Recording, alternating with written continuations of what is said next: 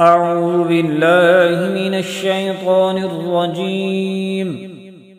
بسم الله الرحمن الرحيم. يا أيها المزمل قم الليل إلا قليلا نصفه أو انقص منه قليلا أو زد عليه ورتل القرآن ترتيلا إنا سنلقي عليك قولا ثقيلا إن ناشئة الليل هي أشد وطئا وأقوم قيلا إن لك في النهار سبحا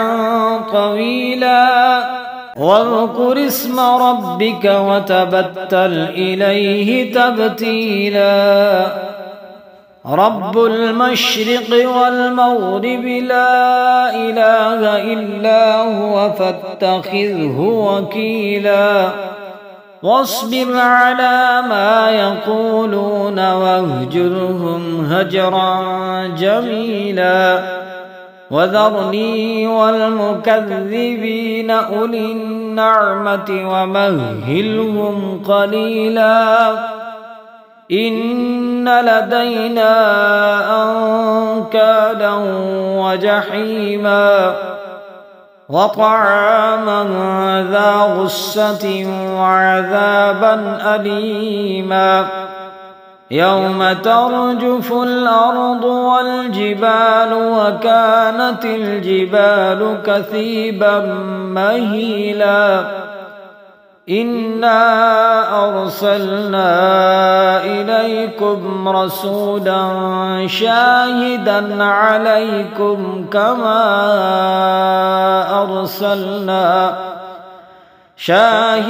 عليكم كما أرسلنا إلى فرعون رسولا فعصى فرعون الرسول فأخذناه أخذا وبيلا فكيف تتقون إن كفرتم يوما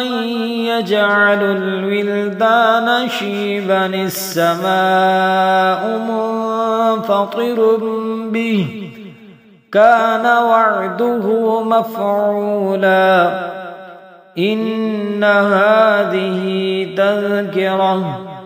فمن شاء اتخذ إلى ربه سبيلا إن ربك يعلم أنك تقوم أدنى من ثلثي الليل ونصفه وثلثه وطائفة من الذين معك والله يقدر الليل والنهار علم أن لن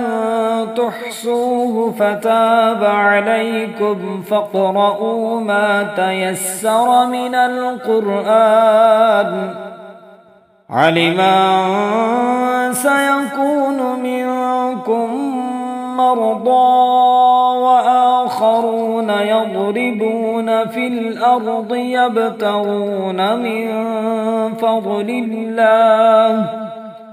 وآخرون يقاتلون في سبيل الله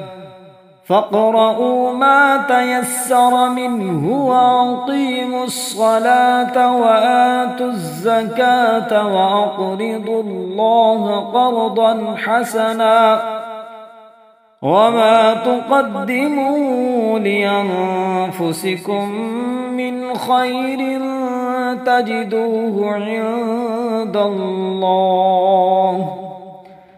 تجدوه عند الله هو خيرا وأعظم أجرا واستغفروا الله إن الله غفور رحيم.